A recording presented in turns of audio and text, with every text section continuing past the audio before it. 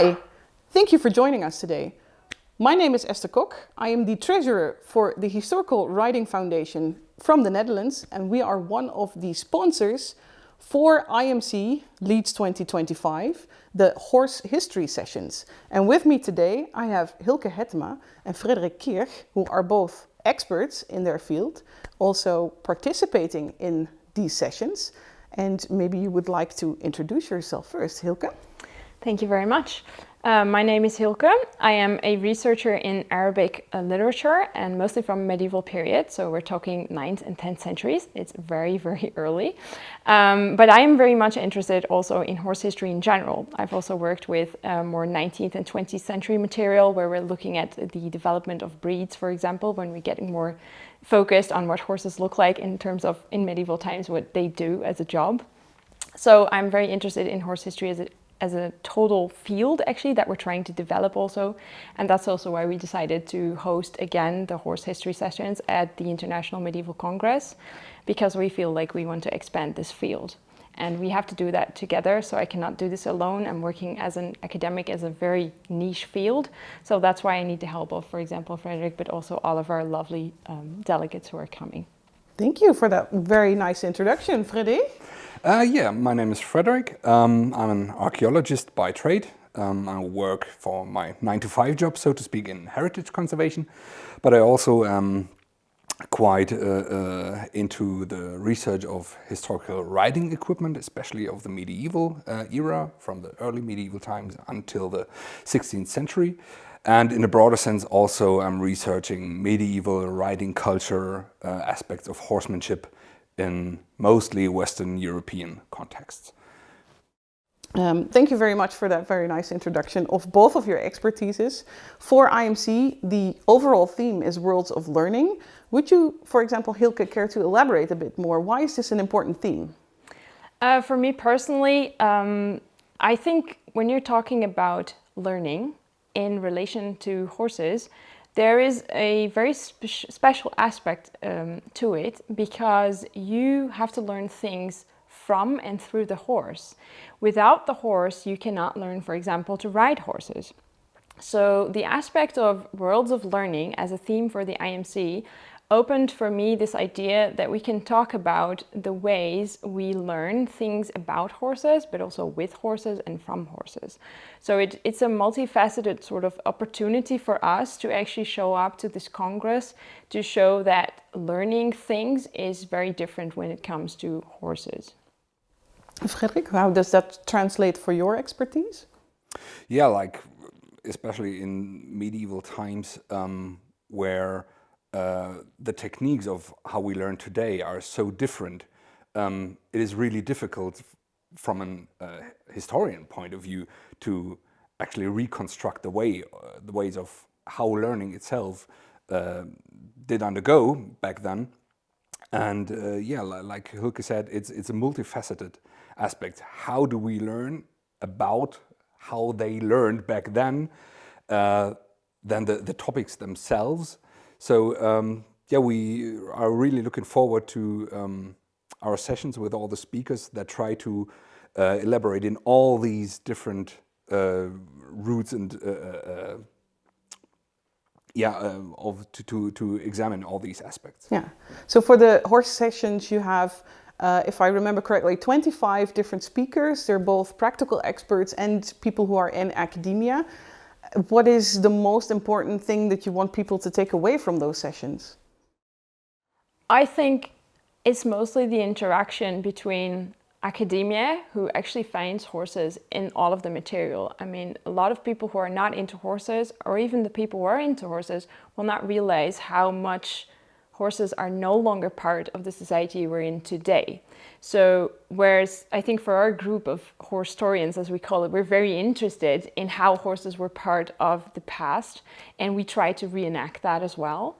But it's difficult. You need certain expertise of past times to sort of find out how it really was back then. And many of us are not trained historians in a particular sort of era, actually.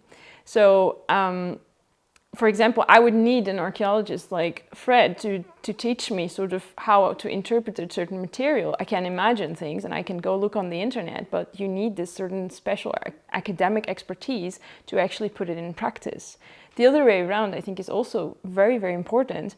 Many of the people who are those experts on a certain time period, certain literature, certain materials, certain paintings that we can consider sources to study history, they will not have any engagement with any horses in their daily lives.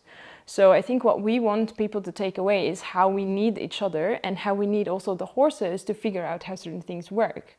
I think Fred can actually elaborate on how, if you want to test a medieval bit, you'd need a horse. Yeah, because you're an experimental archaeologist, I would say. You have both feet in your academic career and in the practical lived experience of owning a horse and doing doing horse stuff with that horse.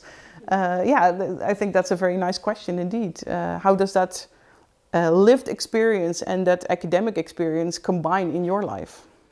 I mean, there's I think it's quite pleasing at the IMC that we will have this combination of practitioners, historians, archaeologists that can shed light on and thereby creating this 3D, hopefully 3D image of the past.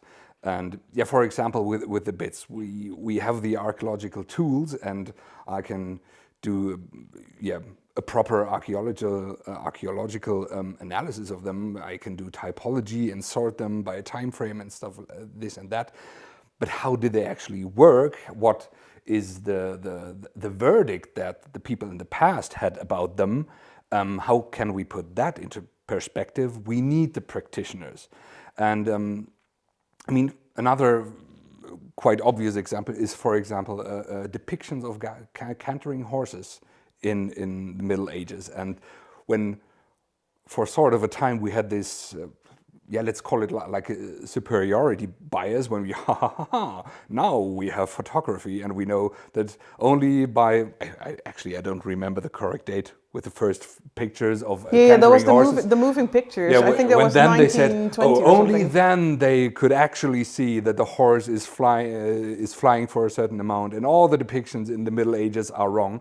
And then in the past 20 years, suddenly these practitioners and experts emerge again, thankfully, that can teach us academics so much about, no, that is just a proper carrière. That is a movement that the horses did, and did a lot of times in the exact scenes where they are depicted. So we again learn how they experience their world, and I think this combination is really what puts the sessions apart from other conferences, actually.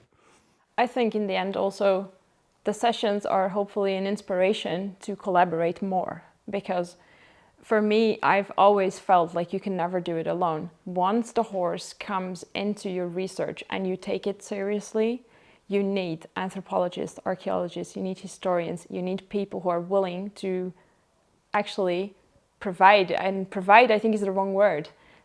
There needs to be a horse who's willing to play the game also. It's not just bringing the horse and then it's there. The horse actually does something for us in terms of research. Yeah. It will tell us whether or not a bit is actually nice or if you're using it wrong, I think. I mean, without this feedback, we're nowhere. So I think the main takeaway is sort of like, let's do this more often. Let's figure out these things together. And it's an invitation, I think, to each and every person in our group, because we're all from different backgrounds, academically or practically, to say, like, what do you need? How can we help? So I think it's an invitation also. So it's a shout out for collaboration. Definitely. One of the most important outputs of these sessions is also the book that you're editing together, which will contain from all the 25 speakers their work, including some others. What is it that you hope to achieve with this book? Who is it for? Who do you want to reach? So one of the things that I think all of us have struggled with, especially if you're on the practitioner side of things, is that academic knowledge is not always accessible.